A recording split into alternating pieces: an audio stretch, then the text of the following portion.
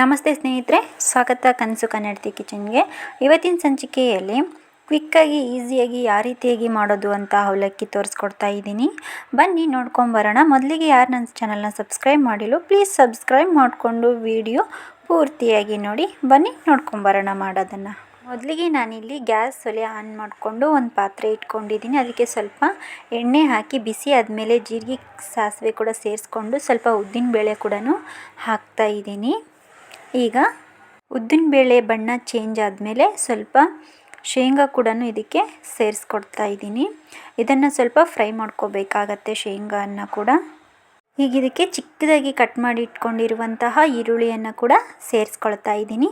ಇದನ್ನು ಕೂಡ ಫ್ರೈ ಮಾಡ್ಕೋಬೇಕಾಗತ್ತೆ. ಸ್ವಲ್ಪ ಈರುಳ್ಳಿ ಕಲರ್ ಕೆಂಪಾಗಿ ಬರಬೇಕಾಗತ್ತೆ. ಈಗ ಇದಕ್ಕೆ ಸ್ವಲ್ಪ ಕರಿಬೇವನ್ನು ಕೂಡ ಸೇರಿಸ್ಕೊಳ್ತಾ ಇದ್ದೀನಿ. ಖಾರಕ್ಕಂತ ಹೇಳಿ ಒಂದು 4 ಮೆಣಸಿನ್ಕಾಯಿಯನ್ನು ಕೂಡ ಚಿಕ್ಕದಾಗಿ ಕಟ್ ಮಾಡಿಕೊಂಡು ಇದಕ್ಕೆ ಸೇರಿಸ್ಕೊಳ್ತಾ ಇದ್ದೀನಿ. ಇದನ್ನು ಸೇರಿಸ್ಕೊಂಡು ಹಾಗೆ ಸ್ವಲ್ಪ ಫ್ರೈ ಮಾಡ್ಕೋಬೇಕಾಗತ್ತೆ. ಈಗ ಚಿಕ್ಕದಾಗಿ ಕಟ್ ಮಾಡಿ ಇಟ್ಕೊಂಡಿರುವಂತಹ ಟೊಮೊಟೊ ಕೂಡ ಇದಕ್ಕೆ ಸೇರಿಸ್ಕೊಳ್ತಾ ಇದ್ದೀನಿ. ಸೇರಿಸ್ಕೊಂಡು ಈ ರೀತಿಯಾಗಿ ಫ್ರೈ ಮಾಡ್ಕೋಬೇಕಾಗತ್ತೆ.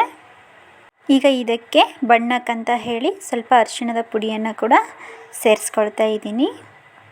ಈಗ ಇದಕ್ಕೆ ರುಚಿಗೆ ತಕ್ಕಷ್ಟು ಉಪ್ಪನ್ನು ಕೂಡ ಹಾಕ್ತಾ ಇದ್ದೀನಿ. ಈಗ ಇದನ್ನೆಲ್ಲ ಸೇರಿಸ್ಕೊಂಡು ಈ ರೀತಿಯಾಗಿ ಎಲ್ಲ ಕಲಿಯೋದು ರೀತಿಯಾಗಿ ಫ್ರೈ ಮಾಡ್ಕೋಬೇಕಾಗತ್ತೆ. ಈಗ ನೀವು ಪಕ್ಕಕ್ಕೆ ಎತ್ತಿಟ್ಕೊಂಡಿರುವಂತಹ ತೊಳೆದು ಅವಲಕ್ಕಿಯನ್ನು ಇದಕ್ಕೆ ಸೇರಿಸ್ಕೋಬೇಕಾಗತ್ತೆ. ಈ ರೀತಿ ಉದುರಾಗಿ ತೊಳೆದಿಟ್ಕೋಬೇಕಾಗಿರುತ್ತೆ. ಮೊದಲಿಗೆ ಅವಲಕ್ಕಿಯನ್ನು ಈ ರೀತಿ ತೊಳೆದು ಹಾಕಬೇಕಾಗತ್ತೆ. ಹಾಗೆ ಸ್ನೇಹಿತರೆ, ಬೆಳಗಿನ ಬ್ಯುಸಿ ಟೈಮಲ್ಲಿ ಇದು ಬೇಗ ಆಗುತ್ತೆ ಅಂತ ಹೇಳ್ಬೋದು. ನೋಡಿ, ಚೆನ್ನಾಗಿತ್ತು ರೆಸಿಪಿ, ಚೆನ್ನಾಗಿ ಬಂದಿದೆ. ನೀವು ಒಂದ್ಸರಿ ಟ್ರೈ ಮಾಡಿ ನೋಡಿ ಮನೆಯಲ್ಲಿ. ಈ ರೀತಿ ಎಲ್ಲದರಲ್ಲೂ ಕಲಿಯೋ ರೀತಿಯಾಗಿ ಈ ಥರ ಕಲಿಸ್ಕೋಬೇಕಾಗತ್ತೆ. ನೋಡಿ, ಪರ್ಫೆಕ್ಟ್ ಆಗಿರುವಂತಹ ಅವಲಕ್ಕಿ ರೆಡಿಯಾಗಿದೆ. ಯಾವ ರೀತಿಯಾಗಿ ಬಂದಿದೆ ರೆಸಿಪಿ ಅಂತ ಕಮೆಂಟ್ ಮುಖಾಂತರ ಹೇಳ್ಬೋದು.